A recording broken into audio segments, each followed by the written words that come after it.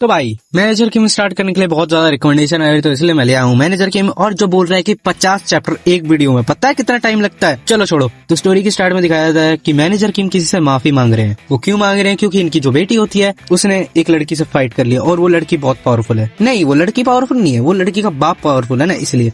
और वो बोल रही होती है, मैनेजर किम से बोल रही होती है कि डैड आपको ये सब करने की कोई जरूरत नहीं है, उसने पहले मुझे मारा था। और जो उसके साथ जो औरत खड़ी होती है, औरत कम आदमी, वो बोलती है तुम्हारी लड़की स्कूल में कितना ज्यादा वायलेंस करके रखती है और सोसाइटी में तुम्हारी बेटी को रहने का हक ही नहीं है। और इसके साथ जो बगल में टीचर खड़ा होता है वो बोलता है कि आपकी बेटी ने ये तीसरी बार करा है उसके साथ। और मैं अभी रिवील करता हूँ, जो मैनेजर किम की बेटी है उसका नाम मिंजी है और दूसरी वाली लड़की जिससे लड़ाई हुई उसका नाम है हैरी। और देखो सीन क्या हुआ है कि मतलब स्कूल में लड़ाई होती रहती है, लेकिन इन दोनों की लड़ाई ना बिल्ली वाली लड़ाई हुई है, मतलब एक दूसरे को इन्होंने रपेटा मारा है। लेकिन मेरे को लग रहा है ज्यादातर ना मिंजी पिटी है इस हैरी की जगह। और देख के पता चल रहा है कि जो हैरी के साथ वाले लोग हैं वो भाई पावरफुल है, उसके माँ बाप वगैरह, इसलिए क्योंकि उसके साथ स्कूल के बड़े बड़े लोग मतलब टीचर्स वगैरह उसके साथ खड़े हो रहे। और फिर हैरी के बाप के बारे में बताया जाता है कि जो उसका हैरी का बाप है उसकी एक कंस्ट्रक्शन कंपनी भी है और उसके साथ साथ वो पॉलिटिक्स के अंदर भी उसका इन्वॉल्वमेंट है। और फिर उसके बाद हमारे मैनेजर किम क्या करते हैं, जो हर बाप करता है, वो माफी मांगते हैं और वो बोलते हैं कि मैं एक सिंगल फादर हूँ और इसको मैं कुछ ज्यादा अच्छी तरीके से नहीं सिखा पाया, इसलिए मैं माफी मांगता हूँ। लेकिन जो हैरी होती है वो रोते रोते बोलती है कि पापा आपको ऐसे नहीं करना चाहिए था, उसने पहले मुझे मारा था, उसकी गलती है। फिर उसके बाद सीन शिफ्ट होता है जहाँ पर हमें जो मैनेजर किम की बेटी होती है वो मैनेजर किम से आगे आगे चल रही होती है। लेकिन एकदम से मैनेजर किम पूछते हैं कि तुम्हें बेटा कुछ खाना है, लेकिन वो सीधा रिप्लाई देती है नो, मुझे कुछ नहीं खाना, और मुझे ना ही कुछ खाना है, ना ही मुझे स्कूल जाना है, और ना ही मुझे आपके जैसा फट्टू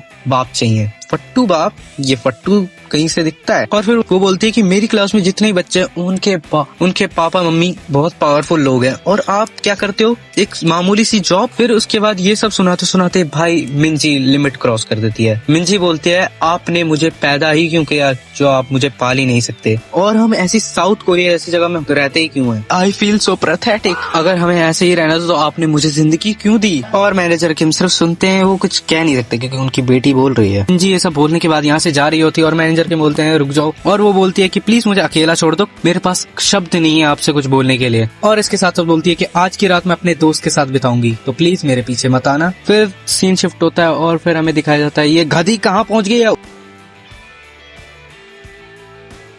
उससे ही भिड़ने चले आइए वापस से, जिसकी वजह से ये सारे कांड हुए हैं। और फिर क्या होगा भाई, दो लड़कियों की लड़ाई हुई है और हाथापाई तो पहले भी हो रखी है, तो भिड़ो भैंस की। ये लोग एक दूसरे से भिड़ने लग जाते हैं, एक दूसरे को बाल पकड़ते हैं, एक दूसरे को चांटे, मतलब बिल्लियों की तरह बिल्लियों की तरह लड़ रहे हैं दोनों के दोनों। फिर इन दोनों की लड़ाई चल रही होती है। फिर एक मोटा सा आदमी आके इस मिंजी को लात मार देता है। मिंजी को लात मारी तूने बेटा, मैनेजर किम को पता चला तेरे को बांध के मारेगा, तुम्हें आगे पता चल जाएगा। फिर ये अपना इंट्रोडक्शन इसका दिखाया जाता है, ये है के मिहोंग का सियोंग। फिर ये मोटा बोलता है कि तूने साली मेरी बंदी को हाथ कैसे लगाया? और मैं पहले बता दूं, हैरी इसकी कोई बंदी नहीं है, ये सिर्फ उसे पसंद करता है। और इसको लग रहा होता है कि ये मिंजी को पीटेगा और इसकी जो हैरी है इसको पसंद करने लगेगी, इसको अपना बंदा बना लेगी। तो भाई सपने देखना बंद करो, ऐसा कुछ नहीं हो। फिर वो हैरी क्या बोलती है, पीटो इसको, क्यों रुके हुए हो, जारी रखो इसको, तो वैसे ही पीटना। इसके तो वैसे भी कोई ज्यादा दोस्त भी नहीं है और इसके ना ही कोई ज्यादा कनेक्शन है किसी से, तो इसको पीट दो। इसकी पीट के ऐसी हालत बना दो कि कुत्ती। तुम्हें क्या लगता है हमारी मैनेजर किम की बेटी रुकेगी? वो भी आती है, वो भी धावा बोल देती है और बोलती है तुम सब घटिया लोग हो, तुम सब ट्रैश हो भाई, एकदम से कचड़ा हो, तुम कुछ नहीं कर सकते। और इसको पता है कि ये कुट सकती है, लेकिन फिर भी ये मानती है नहीं। फिर जो मिनहो होता है उसको गुस्सा आता है, फिर जो चांटे पे चांटे रेल सी बन जाती है इसके। जो आसपास में लोग खड़े हैं भाई उनकी पैंट में मूत निकल जाता है, क्योंकि वो इतनी तेज मार रहा है एक लड़की को, वो भी लड़के को मारे चलता है, क्योंकि हम लड़के ऐसे ही होते हैं, हम पिट जाएंगे फिर से उड़ जाएंगे। और फिर इतना काफी नहीं होता जो किया हैरी आके, अब मैं इसको यही बोलूंगा क्योंकि इसने क्या करा, एक तो पहले उसे पिटवा भी रही है, वो अच्छी तरह से पिट भी गई है, और फिर उसके बाद क्या करती है, पत्थर उठाती है और उसके सर में दे मारती है। और जो पत्थर इसने मारा उससे तो खून निकल ही जाता है। जो मिनहो होता है गेंडा, उसके पैर पे इसका पैर अड़ जाता है और ये गिर जाती है, और उसके नीचे एक और पत्थर था और खून हो जाता है हर जगह। फिर एक लड़की जो देखती है कि मिंजी का खून हो रखा है, और ये उसको उन सबको लग रहा होता है मिंजी तो भाई साहब टपक ली भाई, और वो एकदम से वो जो लड़की होती है इसके सर में पता नहीं कुछ रोल टाइप, मेरे को नहीं पता जो भी है, वो एकदम से पुलिस वाले को कॉल लगा ही रही होती है। जो मोटा होता है उसको रोक लेता है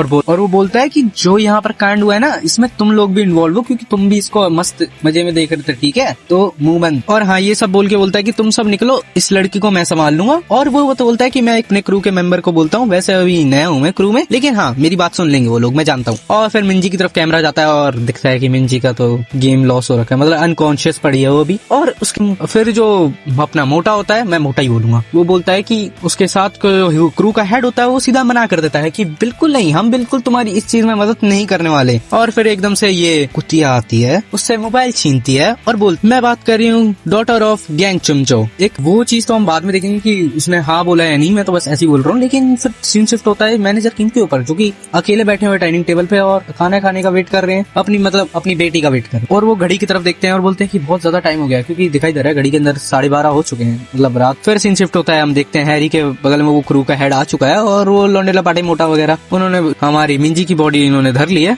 और फिर वो क्रू का हेड बोलता है कि वैसे तो मैं इन सब कामों में इन्वॉल्व तो नहीं होता, लेकिन जो तुम मिस्टर जो की बेटी हो इसलिए मैंने हाँ बोल दिया है। फिर वो बोलती है कि क्या तुम काम निपटा दोगे ना सही से? बोलती है डेड बॉडी के बारे में बात हो रही है, अभी फिलहाल डेड नहीं है, लेकिन फिर। और फिर ये क्रू का हेड क्या बोलता है, अरे हमारा तो काम ही है, मतलब काम नहीं है इनका, मतलब एक्सपर्ट है इस सब काम में, और इस डेड बॉडी को हम जापान पहुंचा देंगे और जापान वाले को खुद देख लेंगे क्या करना है इस बॉडी के साथ। वैसे ये चीज दिखाई जाती है कि मिंजी मर चुकी है, लेकिन उसका ना एकदम से हाथ हिलता है, तो इसका क्या मतलब है, हमारी मिंजी जिंदा है मैनेजर किम की। फिर सीन शिफ्ट होता है मैनेजर किम के ऊपर, फिर दिखाया जाता है कि मैनेजर किम सो चुके हैं और रात के 3 बज रहे हैं और उन्हें पता चलता है कि उनकी बेटी अभी तक नहीं आई है। फिर वो क्या होता है कि सुबह का सीन दिखाया जाता है, हमारे मैनेजर किम मस्त सूट वगैरह पहन के, मस्त बैग वगैरह लेके अपनी काम धंधे पे निकल ही रहे होते हैं और अपनी बेटी को भी ढूंढ रहे होते हैं। फिर एकदम से आवाज आती है व्हाट हैपेंड, और जहाँ पर हमारे मैनेजर किम जाते हैं और वहाँ देखते हैं कि काफी खून है उधर। और फिर एकदम से वो एक चीज देखते हैं और वो देखते हैं कि वो हेयर बैंड पे, जो हेयर बैंड होता है उस हैरी लड़की का, जो कल माफी मांग रहे थे ना, उसमें देख लिया होगा उन्होंने। फिर मैनेजर किम एकदम से कॉल लगाते हैं उस लड़की को जिसके घर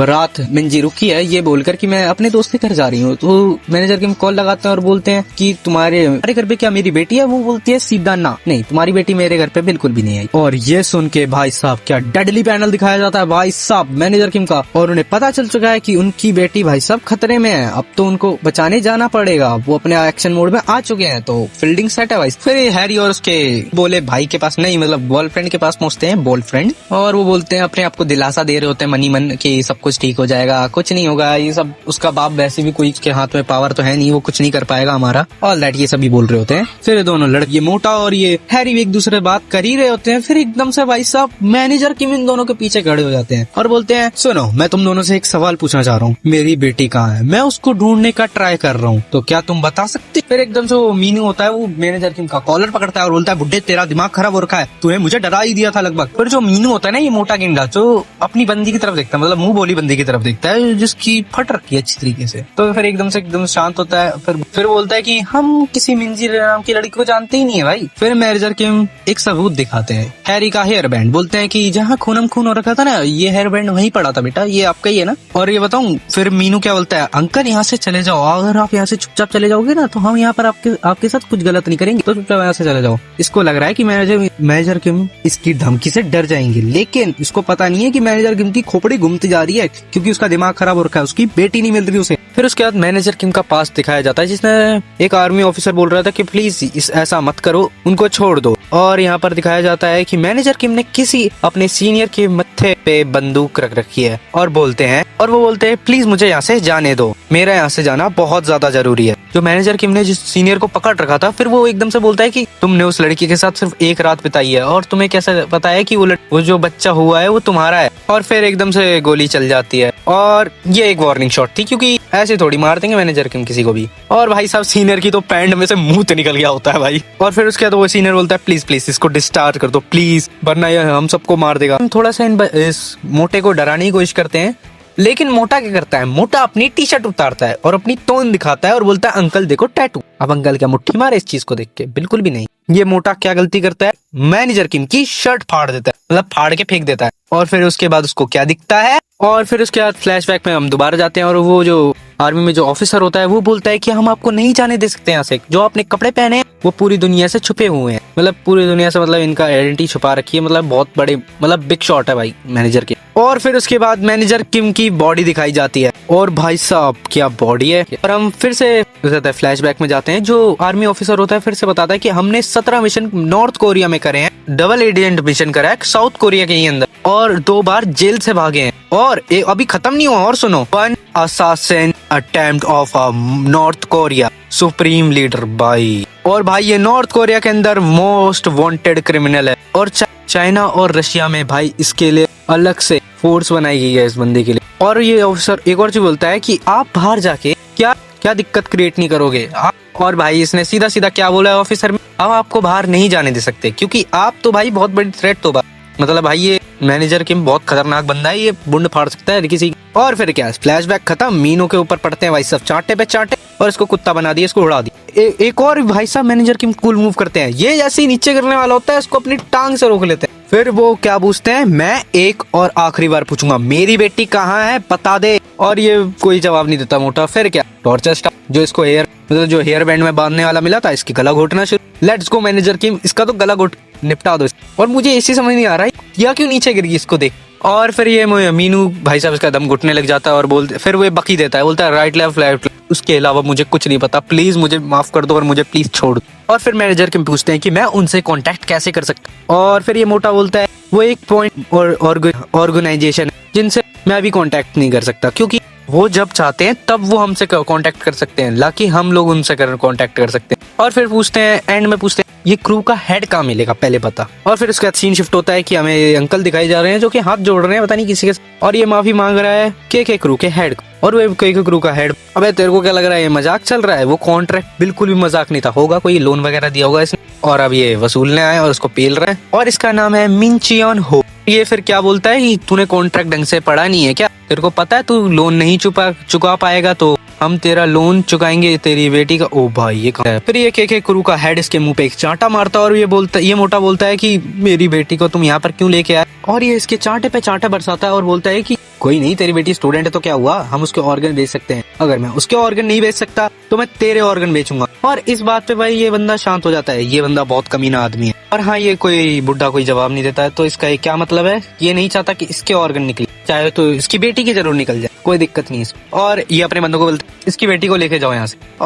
और इसकी बेटी बावड़ों की तरह रो रही है, इसके टेसुए भारी है ये, और ये हरामखोर अपना मुंह फोड़ लेता है, क्योंकि हरामखोर लोग ऐसे ही होते हैं। और फिर इसके बाद ये बंदा क्या करता है, ये कमीना उस बुड्ढे का मुंह घुमाता और बोलता है देख बेटा तेरी बेटी के साथ क्या होने वाला है। और हाँ, इस कमरे में पूरा होता है इन लोगों का। फिर एकदम से भाई घंटी बजती है। वेल तो घंटी बजे तो कौन आया है, शैतान आ गया। और इस घंटी बजाने के बाद क्या हुआ, फिर वो क्रू का हेड बोलता है तो ओए तूने कुछ मंगाया था क्या? बोलता है मैंने तो मंगाया था, लेकिन वो इतनी जल्दी कैसे? और बोलता है कि अगर डिलीवरी वाला ना हो ना तो भगा दिए जो बंदा था जिसको उसने भेजा था, तो उसको ना सुनाई देती है गेट खुलने बंद होने की आवाज। तो इसका क्या मतलब है, गेट खुला हुआ था और मैनेजर किम अंदर आ चुके हैं। और ये बोलता है साढ़े तू कौन है, निकल यहाँ से। इसके इतना ही बोलते ही फिर क्या एकदम से सीन शिफ्ट होता है इस बंदे के ऊपर, और क्या आवाज आ रही है इसको, आ ऊ आ की, क्योंकि वो मैनेजर किम तोड़ रहे हैं उस लड़के को। और अपने साथ वाले बंदे को ये क्रू का हेड बोलता है कि जा, जो तेरे को बाहर दिखे पेल दियो जो पेल रहा हो। तो फिर ये क्या करता है, सीधा गेट खोलता है और सीधा बल्ला चला देता है।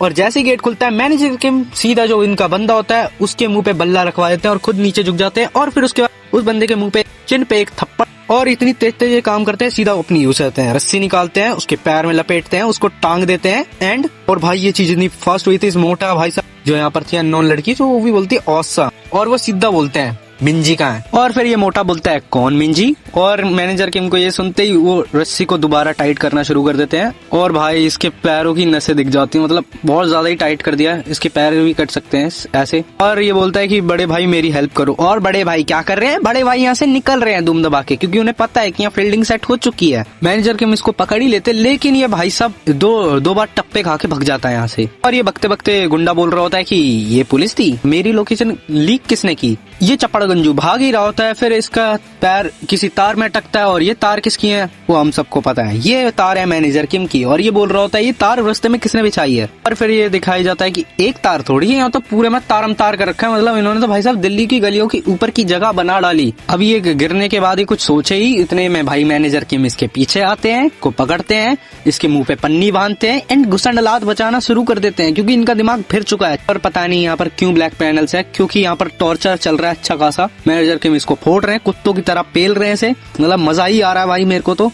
बोलता है मुझे नहीं पता भाई, मुझे प्लीज मुझे छोड़ दो, मुझे सही में नहीं पता। ओ भाई इसको इतना मारा है भाई, इसकी पन्नी में से भी खून निकल रहा है। मैनेजर किम इससे दोबारा पूछते हैं मेरी बेटी कहाँ है, और ये बोलता है मुझे सही में नहीं पता अंकल, मुझे नहीं पता आपकी बेटी कहाँ है, हमें मैसेज सिर्फ और सिर्फ टेलीग्राम से आता है। और बोलता है वो क्या होता है, मैनेजर किम को टेलीग्राम नहीं पता। बताता है कि टेलीग्राम वो है जहाँ पर हमारे ग्रुप और हमारी बातचीत होती है वो। और भाई इसको इतना मारा होता है, इसकी पन्नी हटती भाई, इसको तो सुझा दिया अच्छी तरीके से मैनेजर किम ने। और फिर ये गुंडा बताता है कि ग्रुप चैट कई तरह की होती है जिसमें मेरे को ज्वाइन कराया जाता है, मतलब रिक्वेस्ट भेजी जाती है, फिर उसके बाद मैं उसे एक्सेप्ट करता हूँ, फिर उसके बाद में उसमें बातचीत होती है, वो बातचीत जैसी खत्म होती है वो ग्रुप चैट भी खत्म हो जाती है, मतलब उसको डिलीट कर देते हैं। फिर मैनेजर किम पूछते हैं कि तूने पहले इनसे बातचीत कैसे करी थी। बोलता है कि मैंने पहले मैसेज भेजा था, क्या मैं आपसे बात कर सकता हूँ, ये कुछ मैसेज वगैरह डाल के। और यहाँ पर इस सोने के दांत वाले इंसान को दिखाया जाता है, पता नहीं सोने के या पीले के, और यही क्रू का मेन हेड है। और ये सोने का दांत वाला ये बोल रहा था कि उस कंस्ट्रक्शन वर्कर की लड़की को मेरी मदद चाहिए, मैं जरूर करूंगा उसकी मदद। पता नहीं मैनेजर किम ये सुनने के बाद इसका हाथ ही मोड़ देते हैं, पता नहीं क्यों। और इसका हाथ जैसे इसने मोड़ दिया होता है मैनेजर किम ने, तो भाई ये तो रोना शुरू कर देता है, क्योंकि फिर ये गुंडा बोल ही रहा होता है कि भाई ये चीज साउथ कोरिया में अलाउड नहीं है, मैं एक माइनर हूँ, मैं तुम पे केस कर दूंगा, यही फलाना निमकाना, अबे मुंह तोड़े उसके, मैं भी आ रहा हूँ मारने के लिए से तो। और फिर मैनेजर किम बोलते हैं ये जो तुम कर रहे हो लोगों को टॉर्चर करना, तो क्या ये साउथ कोरिया में अलाउड है। और ये सब बोलते बोलते भाई साहब मैनेजर किम इसका हाथ तोड़ ही देते हैं, बहुत बढ़िया। और ये बोलता है बुड्ढे तू पागल हो गया, तूने मेरा हाथ क्यों तोड़ दिया। और फिर भाई साहब मैनेजर किम बस एक ही चीज बोलते हैं, मेरे सवाल का जवाब दे और कुछ नहीं चाहिए। देखो वीडियो ख़त्म नहीं हुई है, बस मैं ये बताने आया हूँ कि देखो ये जो रिकॉर्डिंग करने में बहुत ज़्यादा टाइम लगता है, और इसकी वजह से मैंने पूरी की पूरी वीडियो मैंने कवर नहीं करी, मतलब पूरी वीडियो नहीं बनाई, क्योंकि बहुत ज़्यादा क्लेचेस आ रहे थे कैपकट के अंदर इसलिए। और इसके साथ साथ मैंने भाई साहब ग्राउंड वॉक वर्सेस हांसू सियोंग तक की फ़ाइट तक मैंने ये रिकॉर्डिंग कर ली थी, लेकिन वो ढंग से अब चल नहीं रही। मेरे को लगता है उसको दोबारा मेरे को रिकॉर्ड करके बनाना पड़ेगा, लेकिन प्लीज़ मैं कह रहा हूँ कि अब मैं ना सीधा एक साथ 2-3 चैप्टर नहीं कर पाऊँगा, एक या 2 कवर कर पाऊँगा, क्योंकि मेरा मोबाइल इतना सपोर्टिव नहीं है। अगर मैंने दिखा दी ना इसकी हालत, इसके अंदर मैं बहुत चीज़ें भर रखी है, इसकी स्टोरेज भी खाली करनी पड़ेगी, क्योंकि मेरी पुरानी वीडियोस उसमें बहुत भरी पड़ी हैं। तो यार मेरे को उन सब चीज़ के लिए सॉरी कि यार मैंने इतना बोला कि इतने चैप्टर तक कवर करूँगा, 10 चैप्टर तक कवर करूँगा, नहीं कर पाया मैं अपनी तरफ से सॉरी बोलता हूँ। और अगर कोई देख रहा है एंड तक तो भाई उसके लिए बहुत बहुत थैंक यू।